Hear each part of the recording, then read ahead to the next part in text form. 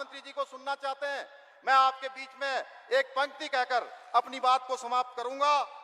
विकास की राह पर निकल पड़ा है देश, विकास की राह पर निकल पड़ा है देश, मोदी जी के नेतृत्व में बढ़ चला है देश। स्वप्न हुए साकार अभी तक, अब अगले की बारी है, प्रचंड बहुमत के साथ फिर से जीत की तैयारी है। विकसित होगा भारत एक दिन, यही रह गया अब शेष, विकास की राह पर निकल पड़ा है देश, विकास की राह पर निकल पड़ा है देश। किस प्रकार से हमारा देश आगे बढ़ा है। आज हमारे प्रधानमंत्री जी के नेतृत्व में ऐसे समय में जब हमने कोरोना महामारी जैसी बीमारियों का सामना किया, चुनौतीपूर्ण जो ये हमारे देश के सामने चुनौती थी, आपके नेतृत्व में उसका व्यवस्थापन सही तरह से व्यवस्थित किया गया और भारत दुनिया की 11वें नंबर की अर्थव्यवस्था से 5वें नंबर की अर्थव्यवस्था आपके नेतृत्व में बना है। भाइयों बहनों, आज कोई दुश्मन हमारी ओर आंख उठाकर देखने की हिम्मत नहीं करता है।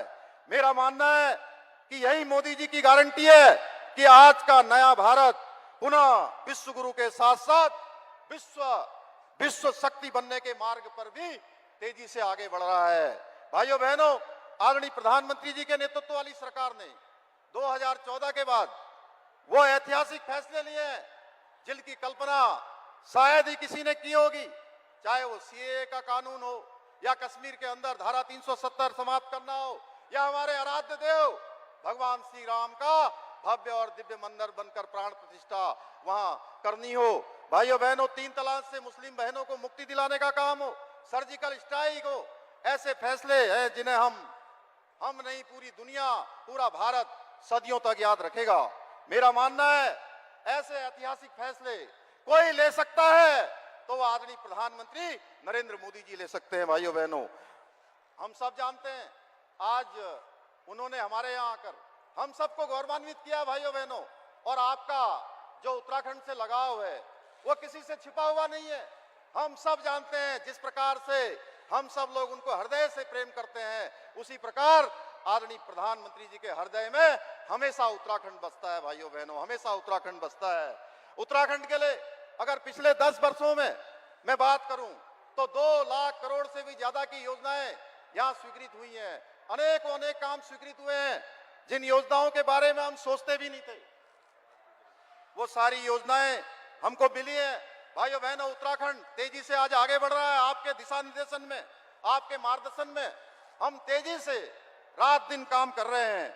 हमारी सरकार ने भी उत्तराखंड में अनेक ऐसे निर्णय लिए हैं जिन्हें पूर्व की सरकारों ने अपने स्वार्थ एवं तुष्टीकरण के कारण ठंडे वस्तुओं में डालने का काम किया था।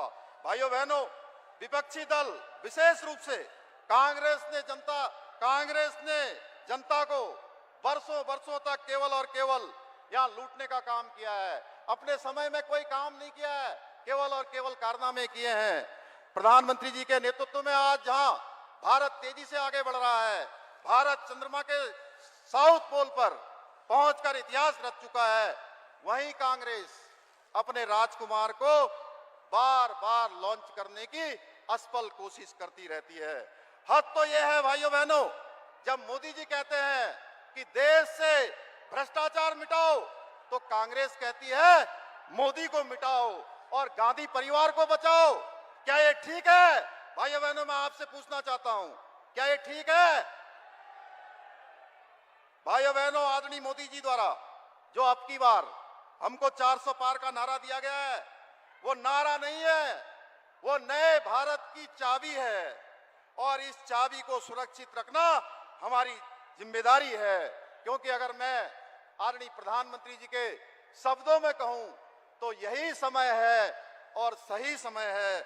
मैं एक बार फिर से आदरणीय प्रधानमंत्री जी का और उत्तराखंड के कोने कोने से आए हुए सभी भाई बहनों का हार्दिक अभिनंदन करते हुए, स्वागत करते हुए, आप सबका धन्यवाद करते हुए और इन पंक्तियों के साथ, क्योंकि हम सभी लोग आदरणीय प्रधानमंत्री जी को सुनना चाहते हैं, मैं आपके बीच में एक पंक्ति कहकर अपनी बात को समाप्त करूंगा।